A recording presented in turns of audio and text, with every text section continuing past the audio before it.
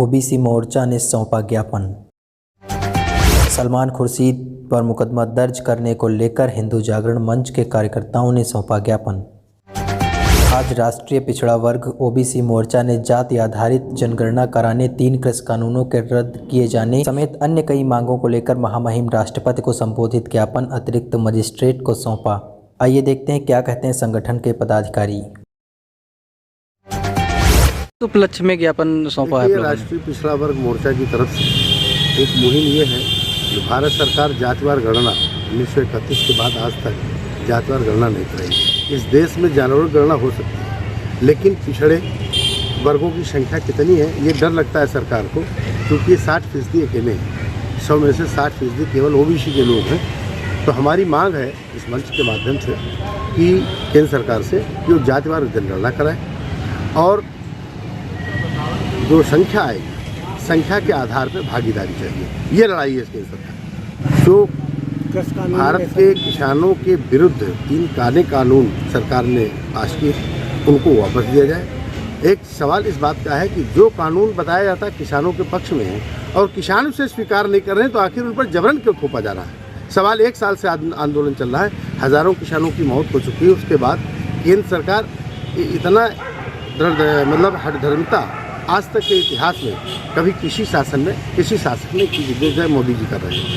तो केंद्र सरकार का तो कहना है कि ये किसान हितैषी हैं। काल जो मान लिया हम कहें आपके ये चीज़ हितैषी है, वो चीज़ आपको अच्छी ना लगे, क्या फ़ायदा भाई। सवाल इस बात का, हम आपको जो है दूध पिला रहे हैं, दूध आपको सूट नहीं कर रहा है, डिहाइड्रेशन हो जा रहा है, बीमारी हो जा रही, तो आप क्यों दूध पिएंगे जिससे एलर्जी है।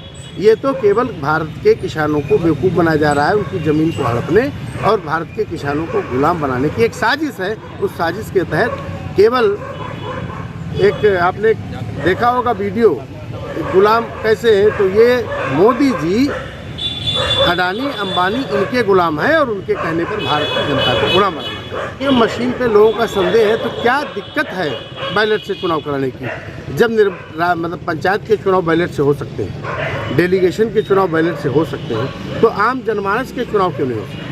जिस तरीके से मैं उदाहरण देना चाहता हूं कि पंचायत के चुनाव हुए उत्तर प्रदेश में और सारे के सारे चुनाव जनता वही है, वही जनता है, और वो चुनाव बैलेट से हो सकते हैं, तो विधानसभा और लोकसभा का चुनाव बैलेट से क्यों नहीं हो सकता। चूँकि उनको घपला करना है ईवीएम में, इसलिए ईवीएम को ज़बरदस्ती लागू की गई। मेरी मांग है ईवीएम के स्थान पर बैलेट से चुनाव कराया जाए।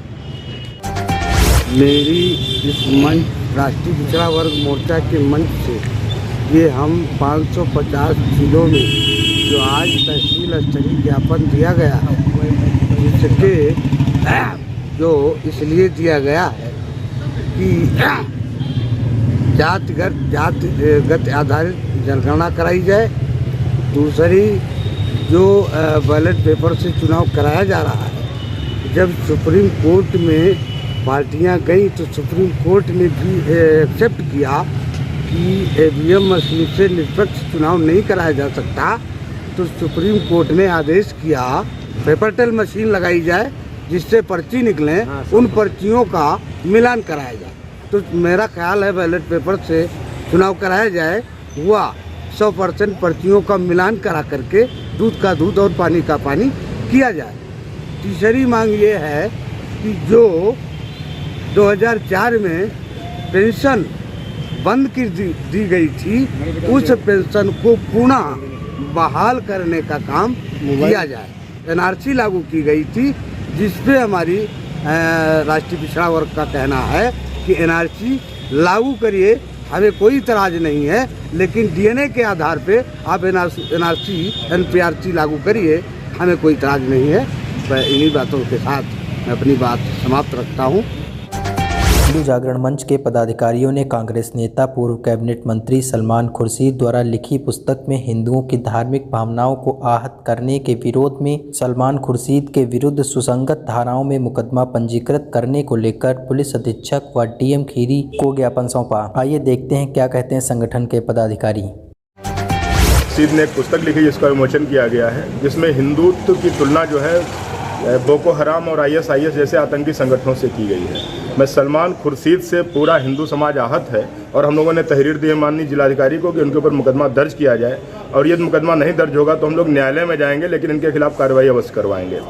और मैं सलमान खुर्शीद से कहना चाहता हूं कि कांग्रेस पार्टी जो तालिबान और जिन्ना का वेरिएंट है भारत में, इनको ये समझना चाहिए कि अगर हिंदू असहिष्णु होता या हिंदू मतलब उग्र होता तो यहाँ जो मुसलमानों की संख्या विभाजन के बाद 30 करोड़ हो गई, और वहीं पाकिस्तान बांग्लादेश में हिंदू सिख जैन बौद्ध सब विलुप्त हो गए हैं, वहाँ वो देखने पर भी नहीं मिलेंगे।